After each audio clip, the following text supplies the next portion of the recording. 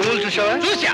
Jal Ganga project త్వరలో sanction అవుతుందన్న నమ్మకంతో కాంట్రాక్ట్ తీసుకుని ₹1 కోటి ఖర్చుతో వీటిని ఇక్కడ కొని పడేశాను. పడేస్తే పడి ఉంటాయి కదా, ఏడుపు దేనికి? ఇప్పుడు ఆ ఉద్యోగంలో కనుక మనం రాకపోతే ఈ తూముల తాలూకు కాంట్రాక్ట్ ఫైల్ మీద సంతకం చేయడు. సంతకం చేయకపోతే మనం ₹1 మునిగిపోతాం రా. అట్టగా అయితే ఆ ఇంజనీర్ గారి బ్యాటరీ ఈక్ చేయమంటావా? అలా చేయడానికి ప్రయత్నిస్తేనే మన వాళ్ళందరినీ స్టేషన్ లో మూయించేశాడు. ఎవరు తాలూకు మనుషులు? మా మనుషులే. ఎవరు మీరు? మినిస్టర్ గారి తమ్ముణ్ణి. ఏ మినిస్టర్ గారి తమ్ముడు? ఏడగాదులే, ఢిల్లీలో పనిచేస్తా ఉన్నాడు. ఇదిగో మినిస్టర్ గారి తమ్ముడు, మీకు పేరు లేదా? నా పేరుతో మీకెందుకండి? మీ పేరు తెలుసుకునే వచ్చాగా. ప్రతాపరావు అని. తెలుసుకుని ఏం చేస్తావు?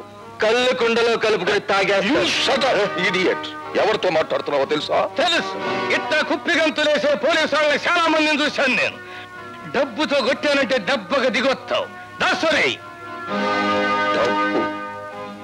డబ్బుతో మీరు పొలాలు కొనొచ్చు, మేడలు కట్టొచ్చు, ఫ్యాక్టరీలు నిర్మించొచ్చు. కానీ ఐపీఎస్ చిహ్నాన్ని కొనగల తాగుతున్న ధనవంతుడు ఇంకా పుట్టలేదు. పుట్టకపోవచ్చు, కానీ మీకు పుట్టగతులుండవు. పుట్టలో ఉన్న పాముల్ని బయటికి లాగి చలి చేవలకి ఎలా అందించాలో బాగా తెలిసిన నాకు నా పుట్టగతులు నాకు బాగా తెలుసు. గొడవద్దు. అన్నయ్య గారితో మాట్లాడి ఢిల్లీ లెవెల్లో తెలుద్దాం వీడి సంగతి. రండి. అంతే. రాఘవ, రాజా, రత్తయ్య, రంగయ్య అనే 4 ముద్దాయిలు చీఫ్ ఇంజనీర్ భానోజీరావు మీద దాడి చేశారని, అతన్ని కొట్టి హింసించి సంతకం చేయించుకోవడానికి ప్రయత్నం చేశారని నిరూపించబడినది. కనుక ఈ 4 ముద్దాయిలకు ఐపీసీ 189 సెక్షన్ ప్రకారం 2 సంవత్సరాల కఠిన కారాగార శిక్ష విధించడమైనది. బేబీ లత, బేబీ లత, బేబీ లత. ఎవరో ఒకరు చెప్పండి ముందు. నేను చెప్తున్నాను వినమ్మా. ఈ గ్రేట్ భానోజీరావు గారి కూతురు ఐఏఎస్ ఎగ్జామ్స్ కూర్చోబోతోంది. ఇవిగో అప్లికేషన్ ఫార్మ్స్. అమ్మా లత, అన్నయ్య మాటలు నీకు రుచించవని నాకు తెలుసు. నేను ఐపీఎస్ కి పంపించాలని అప్లికేషన్ తీసుకొచ్చాను. మొత్తానికి నీ పోలీసు బుద్ధి పనిచ్చావు గారు. ఆడపిల్ల ఇండియన్ పోలీస్ సర్వీస్ ఏం చేస్తుందా? ఏం చేస్తున్నా? ఈ పిరికి తండ్రికి పుట్టింది కదా, పోలీస్ డిపార్ట్మెంట్ లో చేరితే కాస్త పౌరుషమైన వస్తుంది. అసలు నా తమ్ముడని చెప్పుకోవడానికి సిగ్గుచేటు.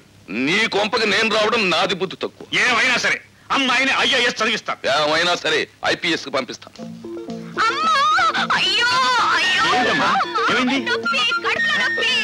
ఇప్పుడు దాకా బాగానే ఉన్నావు కదమ్మా. లతనే అలా చూడలేదు, నాకేమిటో భయంగా. ఇప్పుడేగా నేను పిగువన్నావు. అబ్బా, దెప్పి పడవడాలి తర్వాత.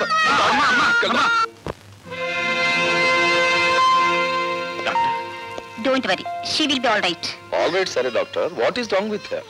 కొందరు ఆడవాళ్ళ పీరియడ్స్ వచ్చినప్పుడు హఠాత్తుగా కడుపులో నొప్పి వస్తుంది. బహుశా అలాంటిదేదో అయి ఉంటుంది. Thank God. ఏమిటో నేను అల్లాడిపోయావు. మరి డిశ్చార్జ్ చేసి తీసుకెళ్ళచ్చు సార్? ఇప్పుడు అప్పుడే అవసరం లేదండి. ఒక 2 డేస్ ఇక్కడే ఉండనివ్వండి. ఫర్దర్ గా కాంప్లికేషన్స్ ఏమైనా వస్తాయని చూద్దాం. అలాగే, సాయంకాలం వస్తాం. ఓకే. నా తమ్ముడు.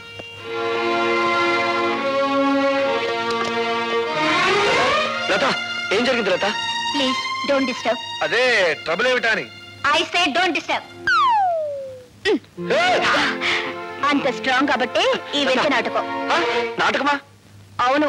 మా డాడీ ఏమో ఐఏఎస్ కోచింగ్ కి, మా బాబాయ్ ఏమో ఐపీఎస్ కోచింగ్ కి నన్ను పంపాలని ఒకళ్ళ మీద ఒకళ్ళు పోటీ పడుతున్నారు.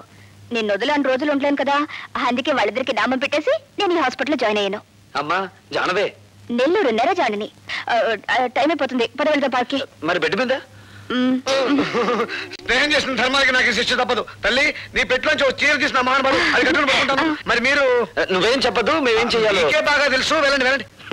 ఎన్నో రాత్రులొస్తాయి గాని రాది వెన్నెలమ్మా, ఎన్నో ముద్దులిస్తారు గాని లేది వేడి చెమ్మా.